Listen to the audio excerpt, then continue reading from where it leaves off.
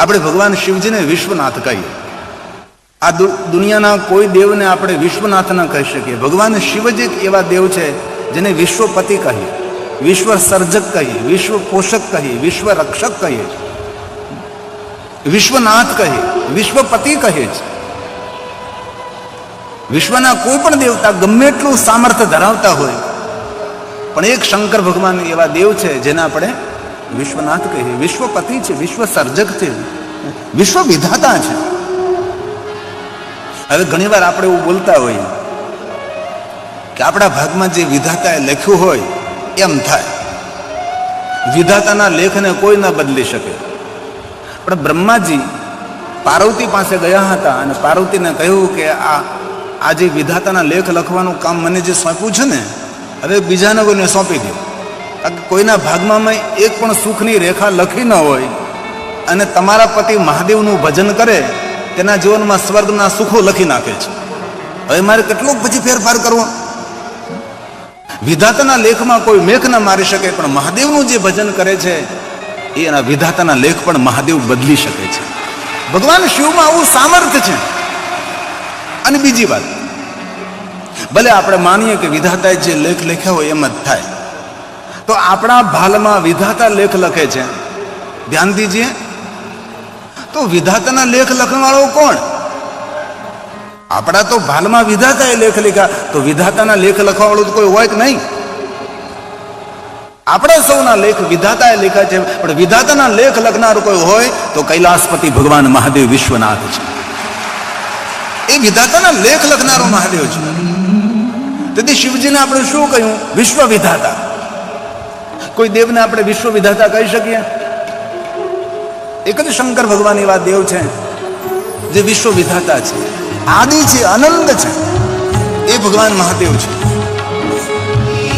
બ્રહ્માજીએ પાર્વતીને આ વાત કરે કે હે પાર્વતી, તમારા પતિ મહાદેવજીએ મને કામ સોંપ્યું છે સૌના ભાગ્ય લખવાનું, પણ જેના ભાગ્યમાં મેં એક પણ સુખ ન લખ્યું હોય અને તમારા પતિનું થોડું ભજન કરે, એના ભાગ્યમાં સ્વર્ગના સુખ લખી નાખે, તો નવા નવા સ્વર્ગો ઉભા કરી કરીને મને નાકે પાણી આવી ગયું છે. આવું ભગવાન મહાદેવજીએ બ્રહ્માજીએ પાર્વતીને કહ્યું. આયો નત પાણી. વિષ્ણુ ભગવાન નારદને કહે છે કે નારદજી, તમે ભગવાનની કથાનું શ્રવણ કરો. जिन हरि कथा सुनी नहीं काना, श्रवण रंद यही भवन સમાન. તુલસીજી તો ઠપાટ મારી દીધી છે. જે કોઈ ભગવાનની કથાનું શ્રવણ નથી કરતું, તેના કાન નથી, એ તો હરપના રહેવાના ઘર છે. કથા જીવનનું એક અંગ છે. જે માણસ કથા કીર્તન સત્સંગનો વિરોધ કરે તેની કીર્તિનો ક્ષય થાય, અને કીર્તિનો ક્ષય થાય એટલે સંપત્તિનો ક્ષય થાય. આપણા ભારત દેશની અંદર ઘણા બધા એવા માણસો છે જે સત્સંગ અને કથા કીર્તનનો વિરોધ કરે. જો અહીંયા આપણે કોઈને લેવા નથી જવા પડતા, કોઈને તેડવા નથી જવા પડતા, સ્વયંભૂ સૌ ઉમટી પડે છે. આ ભગવાનની કથાનો પ્રભાવ છે, આ ભગવાનની કથાનો મહિમા છે. બાકી તો કોઈ સભા હોય તો કેટલી વ્યવસ્થા કરવી પડે, લેવાની જવાની, આ બધી કેટલું કેટલું કરવું પડે. આ સ્વયંભૂ માણસ કથાનું શ્રવણ કરે છે. તેથી સનાતનનું એક અંગ છે, આપણા જીવનનું એક અંગ છે. કથા સાંભળવી જ જોઈએ. ગમે એટલા મોટા માણસ થયા હોય, ગમે એટલું પદ મેળવું હોય, પદ, અરે સ્વયં મહાદેવ કથા સાંભળવા જાય. સ્વયં શિવજી કુંભજ ઋષિના આશ્રમે ગયા અને કુંભજીને કહ્યું કે મને કથા સંભળાવો, મને કથા સાંભળવી છે. હવે શિવજી જેટલા આપણે કોઈ સામર્થ્યવાન નથી. હવે મહાદેવજી તો પોતે વક્તા છે, અત્ર વક્તા મહાદેવ, લગે કહન હરિકથા રસાલા. આજે સ્વયં ભગવાન શિવજી કથાના ગાયક છે. એ જો મહાદેવજી જો કથાનું શ્રવણ કરવા જતા હોય તો આપણે ક્યાં મહાદેવ જેટલું સામર્થ્ય ધરાવીએ છીએ. તેથી કથા એક જીવનનો અંગ હોવો જોઈએ. ભલે એવું આપણે નથી કહેતા કે 24 કલાક કથા સાંભળો.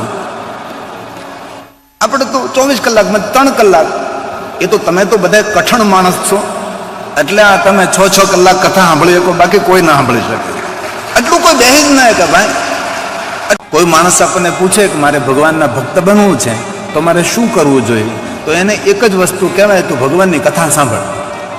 લાંબા સમય સુધી તું ભગવાનની કથાનું શ્રવણ કરીશ તો તારા હૃદયમાં ભગવાન પ્રત્યે ભાવ અંકુરિત થશે. અને જ્યારે ભગવાન પ્રત્યે તારો ભાવ અંકુરિત થશે ત્યારે તને ભક્તિ માર્ગમાં પ્રવેશ મળશે.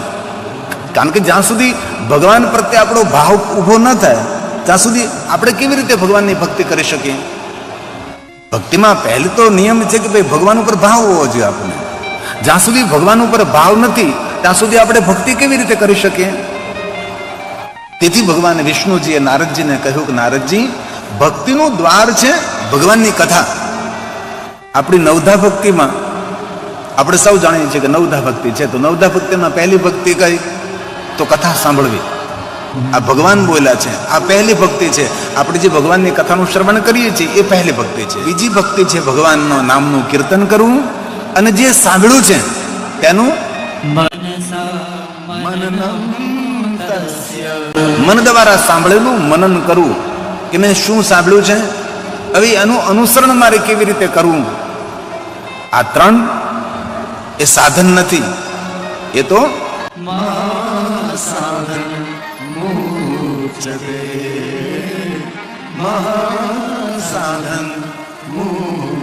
ભગવાન વિષ્ણુજીએ નારદજીને કહ્યું છે, નારદ, એનો જ જન્મ લેવો સફળ છે જે ભગવાન મહાદેવની ભક્તિ કરે છે. એનો જ જન્મ લેવો, એનું જીવન જ એનો ધન્ય છે જે ભગવાન શિવની ભક્તિ કરે છે. તે જન્મ ભાજ ખલું જીવલોકે. જે લોકમાં આપણે રહીએ છીએ લોકનું નામ છે જીવલોક. આ જીવલોકનો ભગવાન કોણ? શંકરમ લોક શંકરમ. આપણા લોકમાં રહેનારા કોઈ ભગવાન હોય તો મહાદેવ છે. બ્રહ્મા બ્રહ્મલોકમાં રહે છે, ભગવાન વિષ્ણુજી વૈકુંઠ લોકમાં રહે છે, દેવતાઓ દેવલોકમાં રહે, સુરલોકમાં રહે છે. આપણા દ્વારકાધીશ ભગવાન કૃષ્ણજી ગૌલોકમાં રહે છે. શિવ મહાપ્રદ ગ્રંથમાં ગૌલોકનું વર્ણન છે. જ્યારે દ્વારકાધીશ ભગવાન કૃષ્ણજી સ્વધામ પ્રયાણ કરે છે ત્યારે ભગવાન મહાદેવજી વિશ્વકર્માજીને કહે છે કે વિશ્વકર્માજી, આ કૈલાસ ધામની સામે જ ગૌલોકનું નિર્માણ કરો. એકદમ કૈલાસની સામે જ હોવું જોઈએ. કૈલાસનો દ્વાર અને ગૌલોકનો દ્વાર સામસામે હોવું જોઈએ. અને ભગવાન મહાદેવને કહેવાથી વિશ્વકર્માજીએ સુંદર ગૌલોકનું નિર્માણ કર્યું. અને જ્યારે દ્વારકાધીશ ભગવાન કૃષ્ણ સ્વધામમાં આવે છે ત્યારે ભગવાન મહાદેવજી તેમને ગૌલોકના સ્વામી બનાવે છે અને ભગવાન દ્વારકાધીશ આપણા ગૌલોકમાં રહે છે. તેથી કહ્યું છે આપણા લોકમાં મહાદેવ રહે છે. કૈલાસ ક્યાં આવ્યો? મૃત્યુલોકમાં. આપણે ક્યાં લોકમાં રહીએ? મૃત્યુલોકમાં. તેથી કોનો જન્મ લેવો ધન્ય છે કે જે શિવજીનું ધ્યાન કરે છે. એ લોકમાં આપણે રહીએ. લોકનું નામ છે જીવલોક. જીવલોકમાં ખરેખર ધન્ય કોણ છે? આમ જો આપણે જોઈએ ને તો ભગવાન શિવજી ધ્યાનના દેવતા છે. તમે ભગવાન શિવજીના ચરિત્રો સાંભળો તો ભગવાન શિવજીનું એક જ સ્વરૂપ આપણને દેખાય. શિવજી ધ્યાન કરે છે, શિવજી તપમાં બેઠા છે. ભગવાન શિવજી નિરંતર ભગવાન શિવજી ધ્યાનસ્થ રહે છે. ધ્યાનિત્યમ મહેશમ રજતગિરી નભચાત ચંદ્રાવસંતમ. ધ્યાન, નિરંતર ધ્યાન મૂર્તિ. નિરંતર ધ્યાનમાં રહેનારા દેવ હોય તો શિવ છે. અને ક્યારે મહાદેવના શિવાલય આપણે જઈએ, મહાદેવની પૂજા ન થઈ શકે આપણાથી. ભલે આપણે જલના અર્પણ કરીએ, ચંદનના અર્પણ કરીએ, પુષ્પના અર્પણ કરીએ, પણ ખરેખર શિવાલય એ ધ્યાન કેન્દ્ર છે. ત્યાં જઈ અને શિવલિંગની સામે નજર સ્થિર કરી અને ધ્યાન કરવું એ મહાદેવની શ્રેષ્ઠ પૂજા છે. શંકર ભગવાન ધ્યાનનો દેવતા છે અને શિવાલયનું ગર્ભગૃહ એ ધ્યાન કેન્દ્ર છે. શિવાલયના ગર્ભગૃહમાં રહીને તમે ભગવાન મહાદેવના લિંગ સ્વરૂપની સામે દ્રષ્ટિ રાખો તો કોઈ બીજો વિચાર ન આવે. આવી અદ્ભુત શક્તિ શિવાલયના ગર્ભગૃહમાં હોય છે. આમાં અનેક ભાઈઓ બહેનોએ આ બધો અનુભવ કર્યો હોય. ભલે વધારે અનુભવ નહીં, પણ ક્યારેક તમે સોમનાથ આપણે જઈએ, સોમનાથના ગર્ભગૃહમાં ભગવાન મહાદેવજી લિંગ સ્વરૂપે બિરાજે છે. હવે સોમનાથના ગર્ભગૃહની સામે આપણે ઊભા રહીએ તો પણ આપણને બીજો વિચાર ન આવે. સંપૂર્ણ ભગવાન મહાદેવજી દેખાય, સંપૂર્ણ ભગવાન શંકરજી દેખાય છે. તેથી ભગવાન શિવજી ધ્યાનના દેવતા છે. તો ક્યારેક પૂજા ન થઈ શકે, અર્ચન ન થઈ શકે તો ભગવાન શિવજીના શિવાલય જઈ અર્ધબીડિત આંખો રાખી અને ભગવાન શિવનું ધ્યાન કરો. શિવજીને ધ્યાન બહુ પ્રિય છે. ભગવાન શિવજીના રૂપનું કેવું વર્ણન છે? નિત્ય ધ્યાન કરનારા ભગવાન છે. અને ભગવાન શિવ એવા એક દેવ છે કે ભવો ભવના દુઃખમાંથી મુક્ત કરનારા દેવ છે. ભોળા ભવદુખ હરજો. ભગવાન મહાદેવના લિંગ સ્વરૂપની પૂજા વિવિધ રીતે થઈ શકે છે. શિવ મહાપડા ગ્રંથ સૃષ્ટિખંડમાં ઘણો બધો વિસ્તારથી તેનો મહિમા છે. રુદ્ર સંહિતાનો એક ભાગ છે સૃષ્ટિખંડ. ક્યારે ભગવાન મહાદેવની પૂજા વિધિ વિધાન માટે જાણવું હોય તો સૃષ્ટિખંડનો પાઠ કરી લઈ તો તેની અંદર ઘણું બધું આપણને ભગવાન શિવ પ્રત્યે આપણને જાણવા મળે. એની અંદર ભગવાન મહાદેવની વિવિધ પ્રકારે પૂજા છે. રાજોપચાર પૂજાનો ખૂબ મહિમા છે. રાજાશાહી ઠાઠમાઠથી ભગવાન શિવની પૂજા થાય. શ્વેતાંબર, પીતાંબર, લીલાંબર, સોના, ચાંદી, હીરા, મોતી, જ્વેરિયાત જે રાજા મહારાજાઓ પૂજા કરે છે એ પૂજાને રાજોપચાર કહેવાય.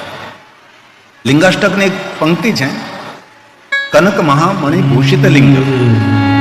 સોના મુહૂર્તે રાજા મહારાજાઓ ભગવાન શિવનું પૂજન કરતા હતા. રાજા મહારાજો કોઈ સામાન્ય ભગવાન શિવની પૂજા નહીં કરતા હતા. સુવર્ણથી, હીરાથી, મોતીથી આવી રીતે લિંગાષ્ટકમાં તેનો ઉલ્લેખ છે. પ્રશ્ન ઘણીવાર એવો થાય ખરો કે આપણે સૌ ભગવાન મહાદેવના નિરાકાર લિંગ સ્વરૂપની પૂજા તો કરીએ છીએ. ગામડે ગામડે, શહેર શહેરમાં, તીર્થ તીર્થમાં, નગર નગરમાં ભગવાન મહાદેવના નિરાકાર લિંગ સ્વરૂપની પૂજા આપણે કરીએ છીએ. આપણે ભારતનું કોઈ પણ ગામ એવું નથી, શહેર એવું નથી, કોઈ તીર્થ નથી કે જે તીર્થમાં ભગવાન મહાદેવજી લિંગ સ્વરૂપે બિરાજતા ન હોય. સર્વ તીર્થોમાં ભગવાન મહાદેવજી લિંગ રૂપેણ સતમા અનુગ્રહ લોકાનામ, જગત પર અનુગ્રહ કરવા માટે, પોતાના ભક્તોના મંગલ માટે, પોતાના ભક્તોની રક્ષા માટે ભગવાન શિવજી લિંગ સ્વરૂપે બિરાજે છે. તો ઘણીવાર એવો પણ પ્રશ્ન થાય કે આ ભગવાન મહાદેવના નિરાકાર લિંગ સ્વરૂપની પૂજા પહેલી કોણે કરી છે? આ ભગવાન મહાદેવના લિંગ સ્વરૂપની પૂજા પ્રથમવાર કોણે કરી છે? કોઈ પણ વ્યક્તિને પ્રશ્ન થાય કે આપણે બધાએ આ ભગવાન મહાદેવના લિંગ સ્વરૂપનું પૂજન કરી છે, પણ પ્રથમવાર આ શિવલિંગની કોને પૂજા કરી? તો ક્યારેય એવો પ્રશ્ન થાય ને ક્યારેય કોઈ આપણને પૂછે કે ભાઈ તમે બધા શિવલિંગની પૂજા કરો છો તો પહેલી પૂજા કોણે કરી, કઈ રીતે કરી? તો આપણે તેને લિંગાષ્ટકની પહેલી પંક્તિ બોલી તેને જવાબ આપી શકીએ છીએ. એક લિંગાષ્ટક છે મહાદેવના ભક્તો માટે. સર્વ શિવલિંગોની વંદના તેને લિંગાષ્ટક કહેવાય. 8 પંક્તિઓ દ્વારા ભગવાન શિવજીના લિંગ સ્વરૂપનો મહિમા ગયો છે. 8 પંક્તિ એટલા માટે કે ભગવાન મહાદેવના મૂળ સ્વરૂપ 8 છે, તેથી અષ્ટલિંગ છે. 8 થી બહાર કાંઈ નથી. જે કાંઈ છે 8 મૂર્તિઓમાં જ બધું આવેલું છે. પૃથ્વીથી લઈને, આકાશથી લઈને, જલથી લઈને, અગ્નિથી લઈને, આત્માથી લઈને, બધું જ વાયુથી લઈને અષ્ટમૂર્તિ જેને કહેવાય આપણે. તેથી ભગવાન શિવજીની મૂળ મૂર્તિ છે 8. તેથી અષ્ટકોનું નિર્માણ કર્યું છે. લિંગાષ્ટક, શિવાષ્ટક, બિલ્વાષ્ટક, રુદ્રાષ્ટક. 8 પંક્તિઓ દ્વારા ભગવાનનો મહિમા ગાય. એ પણ 8. આદ્યશક્તિ જગદંબા અષ્ટભુજા, તેથી પણ 8. આ રીતે ભગવાનની 8 પંક્તિઓ દ્વારા મહિમા ગાવામાં આવ્યો છે, તેને અષ્ટક કહેવાય. તો ક્યારેક કોઈ આપણને પૂછે કે શિવલિંગની પૂજા પહેલે કોણે કરી, કેદી કરી, કઈ રીતે કરી, તો લિંગાષ્ટકની પહેલી પંક્તિ એનો જવાબ છે. આપણને સૌને આવડે છે.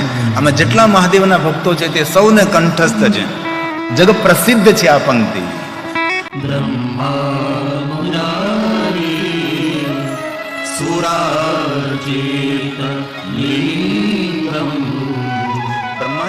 અને મુરારીએ સાથે ભેગા મળી અને ભગવાન મહાદેવના લિંગ સ્વરૂપનું પૂજન કર્યું. મુરારી એટલે વિષ્ણુ ભગવાન અને પુરારી એટલે ભગવાન શિવ. પુરારી ને મુરારી જે પૂર્ણતાને પ્રાપ્ત થયેલા છે, પૂર્ણ પરમાત્મા છે, એ ભગવાન શિવ છે. મુરાહરી છે એ ભગવાન વિષ્ણુ છે. તો બ્રહ્માએ અને ભગવાન વિષ્ણુએ ભેગા મળી અને ભગવાન મહાદેવની પહેલીવાર નિરાકાર લિંગ સ્વરૂપની પૂજા કરી. હવે પ્રશ્ન એ થાય કઈ રીતે કરી? જલથી કરી, ગંગા જલથી કરી, પુષ્પોથી કરી, ચંદનથી કરી, સૌભાગ્ય દ્રવ્યોથી કરી છે. કઈ રીતે ભગવાનની પૂજા કરી? તો તેનો જવાબ છે કોઈ ભગવાન મહાદેવની કોઈ સામગ્રીથી નથી કરી, પણ ભાવથી કરી છે. આ લિંગાષ્ટકમાં તેનો સુંદર જવાબ. પરમાત્મા પ્રતિ ભાવ પ્રગટ કર્યો છે. ભગવાન શિવ પ્રતિ ભાવ પ્રગટ કર્યો. ન જલ, ન ગંગા જલ, ન સૌભાગ્ય દ્રવ્ય, અન્ય કોઈ પુષ્પ, કોઈ વસ્તુ નથી. ભગવાન મહાદેવ પ્રત્યે શુદ્ધ ભાવ. અને શિવ મહાપડા ગ્રંથમાં ભગવાન વ્યાસે કહ્યું પણ છે, જેનો નિર્મલ ભાવ છે એ 24 કલાક મહાદેવનું પૂજન કરે છે. બ્રહ્મુહૂર્તમાં, મધ્યાહને કે સંધ્યાએ નહીં. જેના મનમાં કોઈ મલ જ નથી. રાગ, દ્વેષ, ઈર્ષા, લોભ, મોહ, મમતા, કામ, ક્રોધ, ઈચ્છાઓ અપેક્ષાઓ બધાથી જે પર છે એ નિરંતર મહાદેવનું પૂજન કરે છે, જેના હૃદયમાં નિર્મલ ભાવ પ્રગટ થાય છે. આપણે તો સંસારી વ્યવહારિક માણસ એટલે આપણા મનમાં કાંઈનું કાંઈ તો હોય છે. ક્રોધ હોય, અદેખાય હોય, ઈર્ષા હોય, કાંઈનું કાંઈ કામના હોય, ઈચ્છા હોય, અપેક્ષા, બધું જ આપણા મનમાં તો હોય જ. પણ જેના હૃદયમાં આવો ભાવ પ્રગટ થાય, નિર્મલ ભાવ પ્રગટ થાય છે, એ માણસ 24 કલાક મહાદેવના પૂજનમાં રત રહેલો છે. આવું શિવપુરાણ ગ્રંથમાં કહ્યું. નિર્મલ ભાવ પ્રગટ થાય. બસ કથાના માધ્યમથી શત્રુઓ પ્રત્યે પણ આપણો ભાવ નિર્મલ હોવો જોઈએ. આપણા જે દુશ્મનો છે, જે આપણું ખરાબ કરે છે, આપણું અહિત કરી રહ્યા છે, તેના પ્રતિ પણ આપણો અહોભાવ પ્રગટ થાય. એ મહાદેવની શ્રેષ્ઠ પૂજા છે. પણ એ ગતિએ પહોંચવા માટે તો ઘણી બધી યાત્રાઓ કરવી પડે, ત્યારે એ ગતિએ આપણે પહોંચી શકીએ. જેથી બ્રહ્માએ અને મુરારીએ ભગવાન શિવ પ્રત્યે નિર્મલ ભાવ પ્રગટ કર્યો હતો. મનમાં કોઈ પણ મલ ન રાખ્યું, બધા જ મલનો ત્યાગ કરી ભગવાન શિવ પ્રત્યે નિર્મલ ભાવ પ્રગટ કર્યો છે. એ રીતે ભગવાન મહાદેવનું પૂજન કર્યું છે અને વચન આપ્યું છે, જે કોઈ ભગવાન શિવ પ્રત્યે નિર્મલ ભાવ પ્રગટ કરે છે તેના માટે વરદાન આપ્યું. કેવું વરદાન? મનુષ્ય પોતાના જન્મના બધા દુઃખોમાંથી મુક્ત થશે. આવું લિંગાષ્ટકની પહેલી પંક્તિમાં ભગવાને વચન આપ્યું છે. જે કોઈ ભગવાન મહાદેવ પ્રત્યે નિર્મલ ભાવ પ્રગટ કરે છે, મનમાં કોઈ પણ પ્રકારનો મલ નહીં રાખે, એ માણસ પૂરા જન્મના દુઃખોમાંથી મુક્ત રહેશે. આવું લિંગાષ્ટકમાં ભગવાને વચન આપેલું છે. તેથી પ્રયાસ કરીએ, આપણે ધીરે ધીરે ધીરે ધીરે ધીરે એ તરફ ગતિ કરીએ. આ બધું એક દિવસમાં તો કોઈ થાય નહીં. એક એક મલને છોડી એક મલને આપણે પોતાની જાતનું દર્શન કરીએ, ભીતર ભણીને યાત્રા કરીએ, સ્વદર્શન કરીએ, પોતાનું દર્શન કરીએ, તો ધીરે ધીરે આ ગતિએ પહોંચી શકાય છે. જે માણસ ભગવાન શિવ પ્રત્યે નિર્મલ ભાવ પ્રગટ કરે છે, એ પોતાના જન્મના દુઃખોમાંથી મુક્ત રહેશે. જન્માંતરના દુઃખોમાંથી મુક્ત રાખનાર ભગવાન મહાદેવના નિરાકાર લિંગ સ્વરૂપ ભગવાન શિવજીને હું પગે લાગુ છું, એવો ભાવ કર્યો છે લિંગાષ્ટકની પહેલી પંક્તિમાં. ભગવાન શિવજીના શિવાલયે ગયા હોય, ભગવાનની પૂજા કરતા હોય, તો થોડોક સમય કાઢીને આ લિંગાષ્ટકનો પાઠ કરવાથી જેટલા શિવલિંગો છે, બધા શિવલિંગોની વંદના કરવાનું ફળ પ્રાપ્ત થાય. લિંગાષ્ટક એટલે દરેક લિંગોની વંદના છે. જે શિવલિંગની પૂજા દેવતાઓએ કરી તે શિવલિંગને પ્રણામ કરું છું. જે શિવલિંગની પૂજા દેવતાઓને ગણોએ કરી તે શિવલિંગની પૂજા કરું છું. જે શિવલિંગની પૂજા દેવગુરુ બૃહસ્પતિએ કરી એ શિવલિંગને પ્રણામ કરું છું. જે શિવલિંગની પૂજા દેવતાઓના રાજા ઇન્દ્રએ કરે છે એ શિવલિંગને પ્રણામ કરું છું. આ બધા જ શિવલિંગોની વંદના એટલે લિંગાષ્ટક તેને કહેવાય છે. ઘણા માણસોના મનમાં વહેમ એવો છે કે ભગવાન શિવજીને કુમકુમ ન ચડે. હવે શિવજી માટે કોઈ ભેદ જ નથી. ભસ્મ લઈએ કે કુમકુમ લઈએ, કેસરીયુક્ત ચંદન કે શ્વેત ચંદન, ભગવાન શિવજીને બધું જ સૌભાગ્ય દ્રવ્યો સ્વીકાર્ય છે. શિવજી માટે એવો કોઈ ભેદ નથી કે ભગવાન મહાદેવને કુમકુમ ન ચડે. ભગવાન મહાદેવની પૂજામાં ભગવાન શિવજીને હળદરનો લેપ થાય છે, જે કામનાની પૂર્તિ કરનાર છે, મનુષ્ય માટે કામ વૃદ્ધિ કરનાર છે. ભગવાન મહાદેવને હળદરના લેપથી પૂજા થાય છે. તો હળદરનો લેપ જો ભગવાન શિવજીને થઈ શકતો હોય તો કંકુ કેમ મહાદેવને ન ચડે? શિવજીને પ્રેમપૂર્વક કંકુ ચડાવી શકાય છે. આ બધા જ શ્લોકો શિવ મહાપુરાણ ગ્રંથની અંદર ભગવાન શિવજીની પૂજા માટે કહ્યા છે. લિંગાષ્ટકમાં પણ કહ્યું છે કે અવસર મળે તો ભગવાન શિવજીને ચંદનનો લેપ કરવો.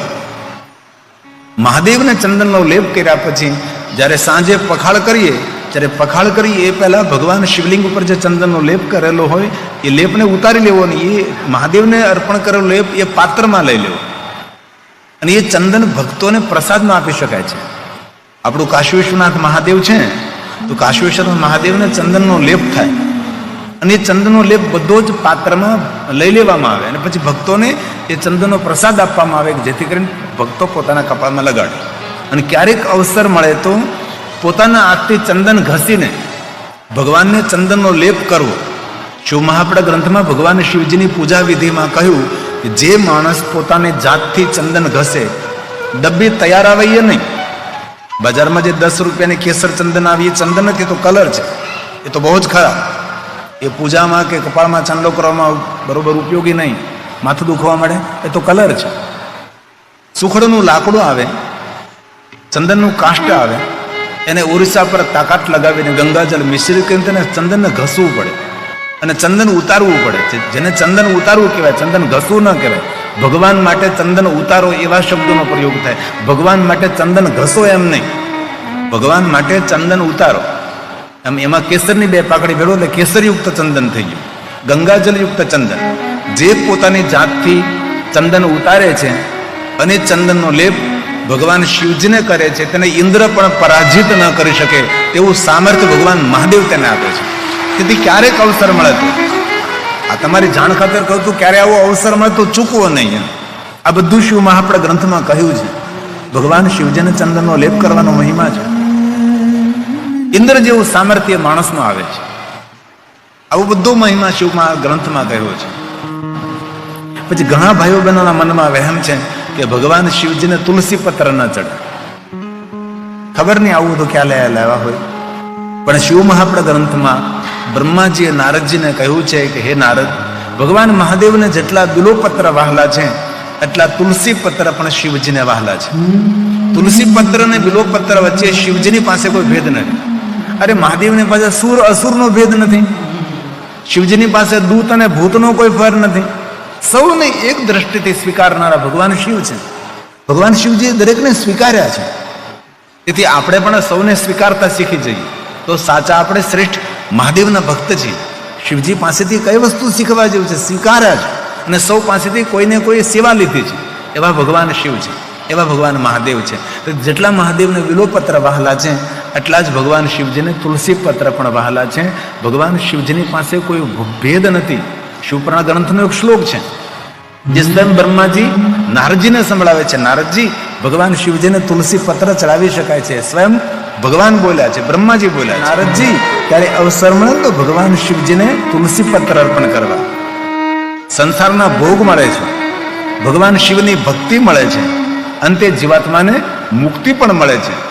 તેથી ભગવાન મહાદેવ માટે આ બધા જ જે વાતો થાય ઘણીવાર ગલત ફહેમી હોય છે. પહેલા ભગવાન મહાદેવનો પ્રસાદ કોઈ લેતા નહીં.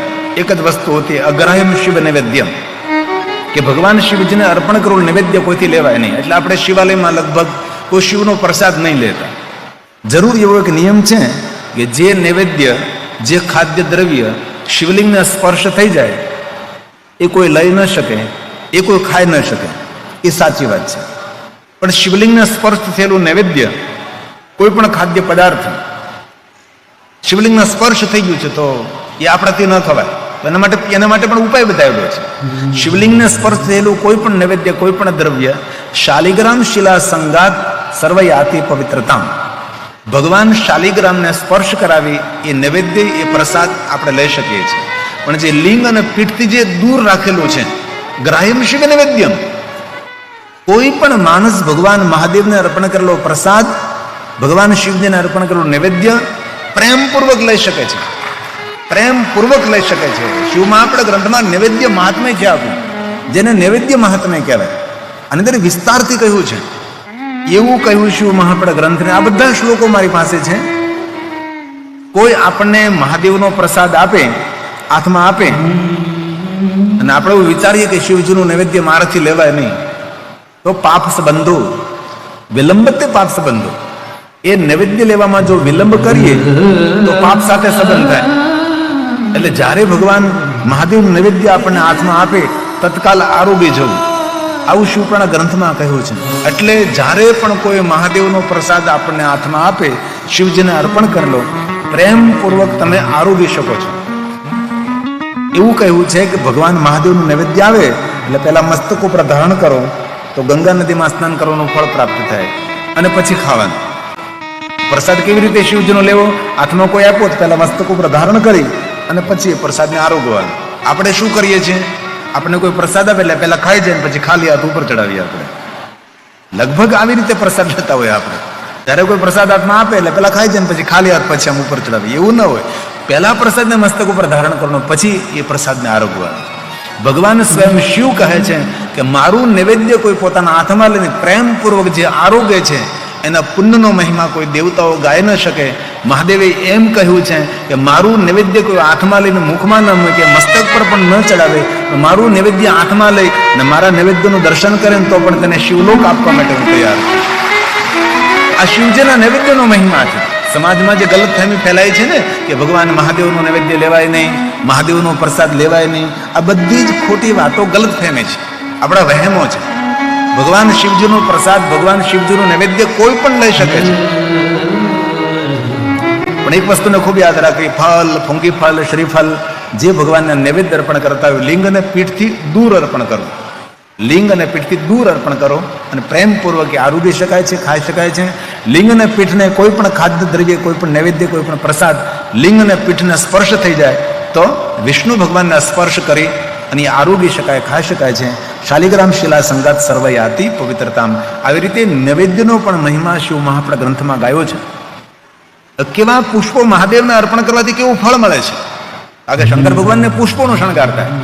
જાત જાતના ભાત ભાતના પુષ્પો આપણે મહાદેવને ચડાવીએ છીએ. કરણના પુષ્પો, પછી ધતુરાના પુષ્પો, પુત્ર પ્રાપ્તિ માટે ધતુરાના પુષ્પો ચડાવવા. કરણના પુષ્પોથી સામર્થ્ય મળે, પ્રતિષ્ઠા મળે, જ્ઞાન મળે, વિદ્યા મળે, સંપત્તિ મળે. એટલે ભગવાન શિવજીના શિવાલયની આસપાસ કરણો બહુ હોય. લાલ કરણ હોય, પીળી કરણ હોય, ભગવી કરણ હોય, સફેદ કરણ હોય. તમે જુઓ જ્યાં જ્યાં ગામડાઓમાં શિવાલય હોય ત્યાં આજુબાજુમાં ઘણી બધી કરણો વાવેલી હોય. શા માટે કરણો આવે છે? કારણ કે ભગવાન શિવજીને કર્ણના પુષ્પો બહુ જ વાલા છે. તેથી કર્ણના પુષ્પો શિવજીને ચડાવવાથી જ્ઞાન, વિદ્યા, સંપત્તિ, કામના, મનોકામના પૂર્ણ થાય. તેથી ક્યારેક અવસર મળે તો ભગવાનને, મહાદેવજીને પુષ્પોનો શણગાર કરવો. ભગવાન સ્વયં મહાદેવે કહ્યું છે કે જે મનુષ્ય મને પુષ્પોનો શણગાર કરે છે તે મનુષ્યને હું સદગુણથી શણગારું છું. ભગવાન તેને સદગુણ આપે છે મહાદેવજી. આવી રીતે ક્યારેક પુષ્પોનો શણગાર ભગવાન શંકરજીને કરવો. આ બધું શિવપુરાણ ગ્રંથમાં વિસ્તૃત કહ્યું છે.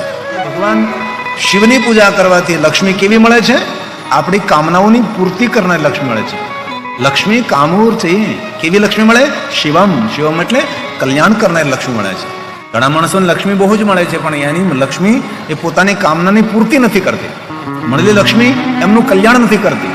પણ ભગવાન શિવની સાધના ઉપાસના કરવાથી એવી લક્ષ્મી મળે છે જે આપણી કામનાની પૂર્તિ પણ કરે છે. એવી લક્ષ્મી મળે છે જે આપણે પરિવારનું કલ્યાણ કરે છે. સારા વિચારો આપણને લક્ષ્મી ભગવાન શિવનું પૂજન કરવા માત્રથી પ્રાપ્ત થાય છે. એટલે ભગવાન શિવની પૂજા કરવાથી લક્ષ્મી નહીં, મહાલક્ષ્મી કૃપા કરે છે. એ ભગવાન શિવજીની પૂજાનો મહિમા છે. તેથી ભગવાન મહાદેવની પૂજાની પ્રધાનતા જીવનમાં રાખવી છે.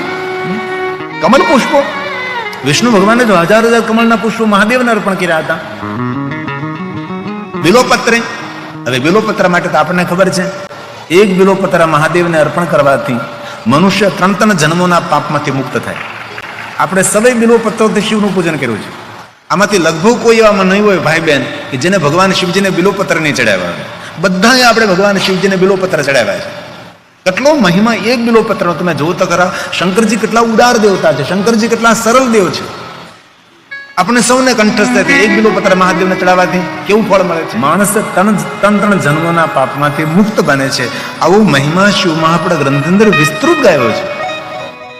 પણ બિલોપત્ર કોને લેવાનો અધિકાર છે, કોને તોડવાનો અધિકાર છે, એનું પણ વર્ણન છે. ક્યારે તોડાય ન તોડાય.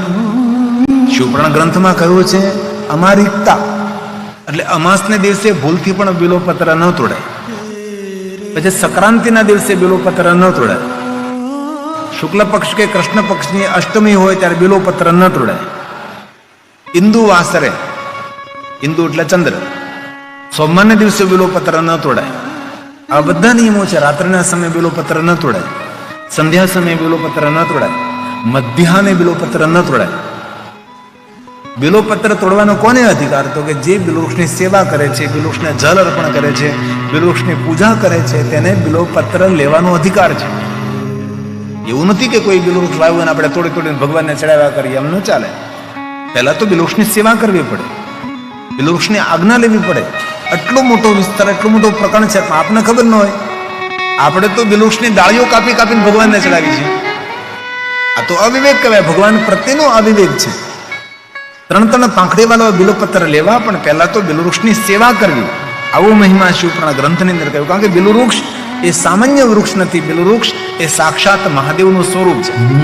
ધ્યાન દીજીએ, ક્યારે કોઈ જગ્યાએ શિવાલય આપણને દર્શન કરવા માટે ન હોય, શિવજીનું દર્શન કરવા શિવાલય ન જઈ શકીએ, તો બિલવૃક્ષનું દર્શન કરવાથી શિવ દર્શનનું ફળ મળે છે.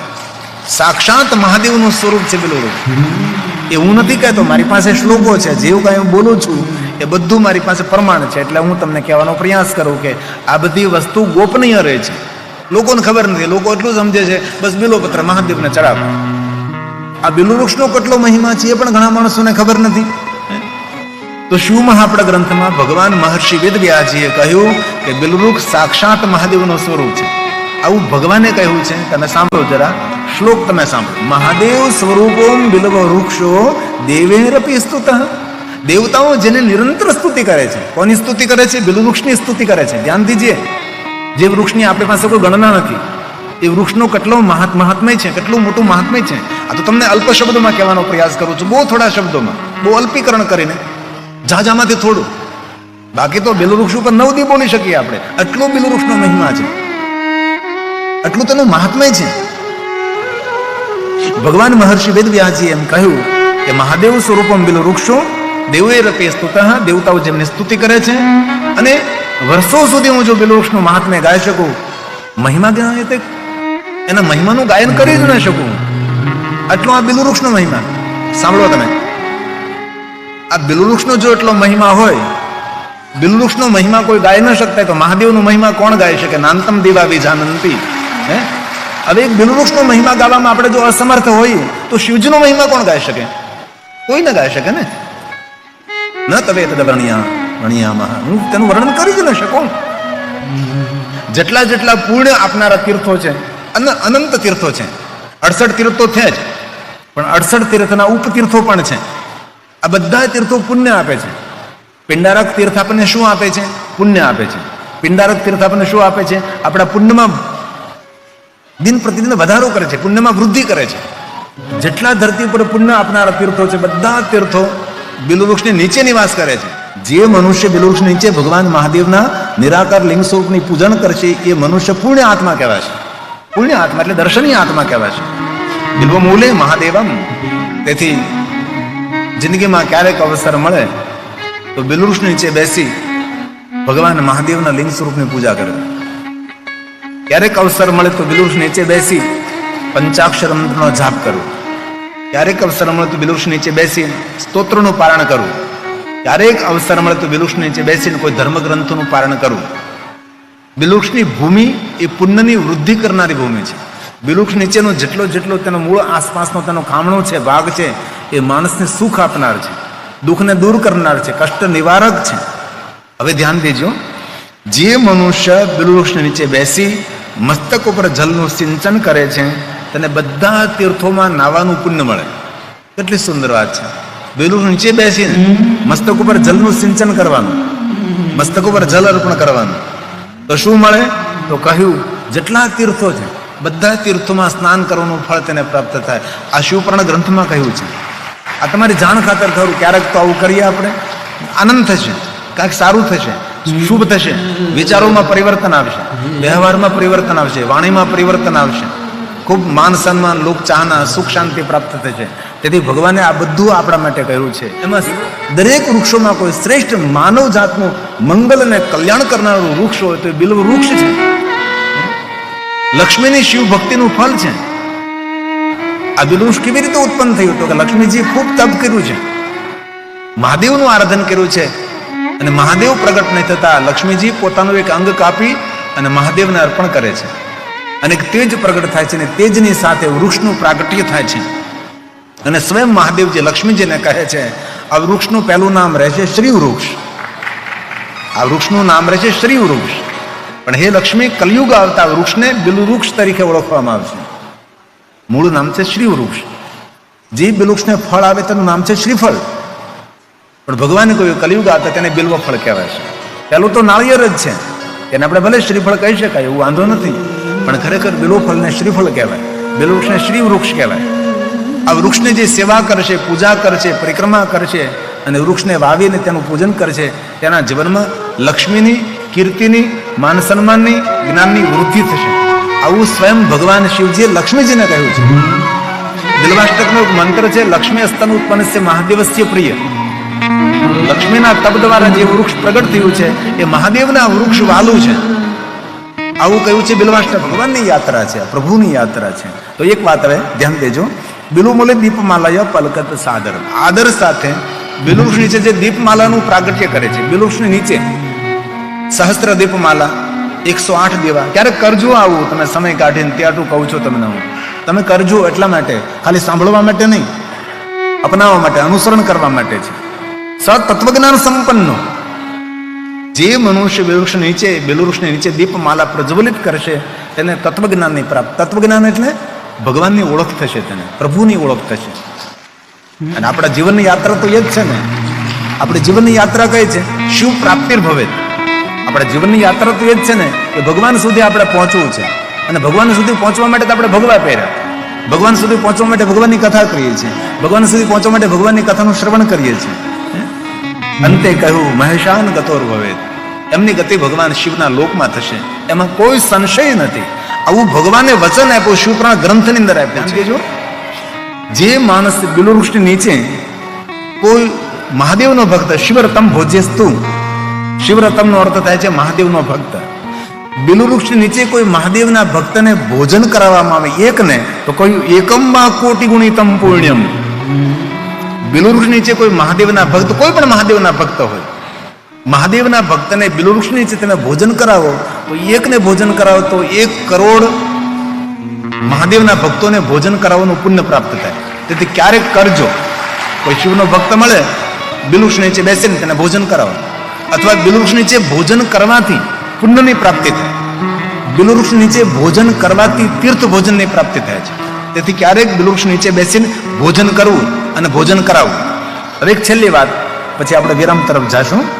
બિલ્વમૂલસ્ય યુક્તમ, ક્યારેક અવસર મળે તો કોઈ મહાદેવના પરમ ભક્ત હોય તેને બિલ્વવૃક્ષ નીચે બેસાડીને ખીરનું ભોજન કરાવવાનું.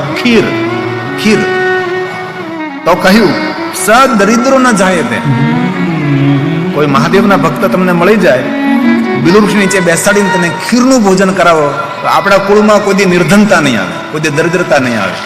આવું ભગવાને વચન આપ્યું છે, આ પ્રભુ બોલ્યા છે.